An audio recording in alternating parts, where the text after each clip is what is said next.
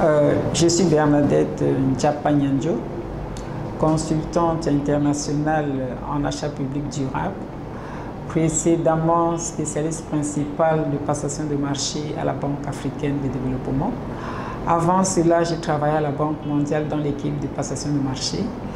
Je totalise au moins 16 années d'expérience dans la passation des marchés dans les banques multilatérales de développement. Par ailleurs, je suis titulaire d'un Master of Science in Public Procurement for Sustainable Development. C'est important de le préciser, étant donné l'objet de notre communication. Aujourd'hui, nous allons essayer de comprendre le concept de durabilité dans les achats publics. Ce concept vient de la notion de développement durable.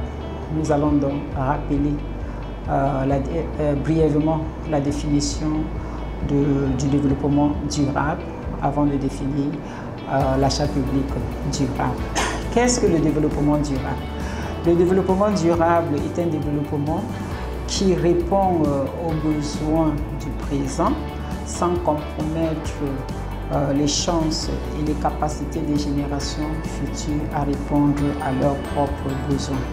Pour être durable, le développement doit concilier 3 éléments majeurs, à savoir l'équité sociale, la préservation de l'environnement et l'efficacité économique. Le pilier économique implique la modification des modes de production et de consommation en introduisant des actions pour que la croissance économique ne se fasse pas au détriment de l'environnement et du social. Il y a le pilier social, ou encore appelé pilier humain, qui vise à permettre à tous les hommes de répondre à leurs besoins vitaux de manière équitable. Cela englobe la lutte contre l'exclusion sociale, contre les discriminations de tout genre et prône la réduction des inégalités sociales. Il y a également le pilier environnemental. Beaucoup de gens pensent que c'est le premier pilier du développement durable.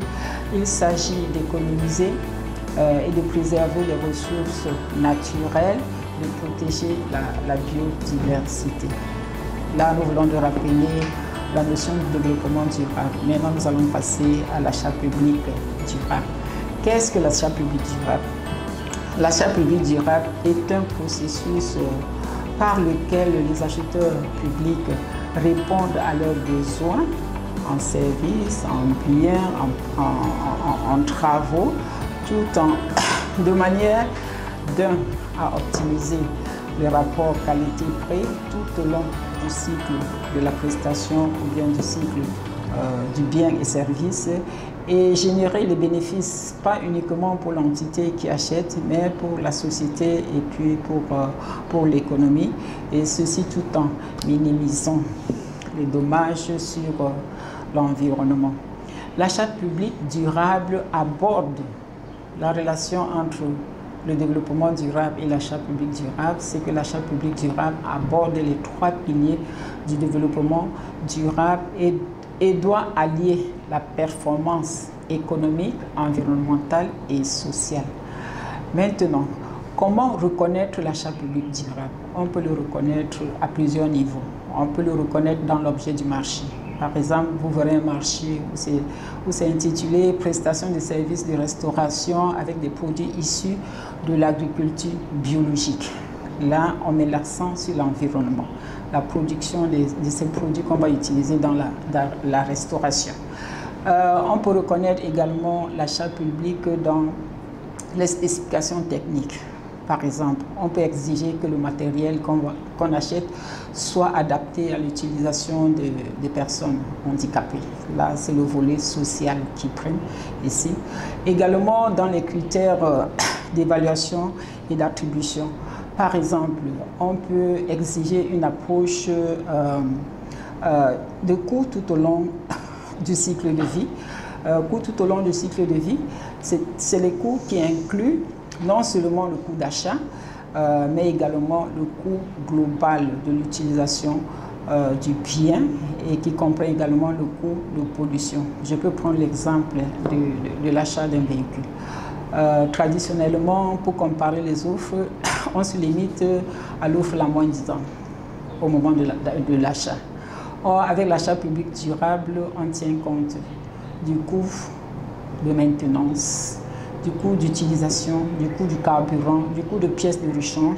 Et également, on applique également le taux d'amortissement. Par exemple, si c'est pour un projet sur 10 ans, à la fin de la 10e année, le coût de disposition du matériel, ça va coûter combien? On prend en charge tout ça dans les critères d'évaluation, y compris le coût de pollution. Par exemple, il y a des applications qui permettent de quantifier les émissions en CO2. On applique un coût avant d'évaluer et d'attribuer le marché. Également, on peut reconnaître les achats publics durables dans les conditions d'exécution du marché. Par exemple, on peut insérer une clause en rapport avec les 3 piliers, en rapport avec l'un des piliers du développement durable. Exemple, dans les conditions d'exécution, on peut exiger le nombre de femmes qu'on va utiliser, qu'on va employer, et le nombre de jeunes, etc. Voilà résumé la définition du concept de la durabilité dans les marchés, dans l'achat public. En attendant de partager avec vous comment booster le développement durable à travers la passation de marché, je vous salue cordialement.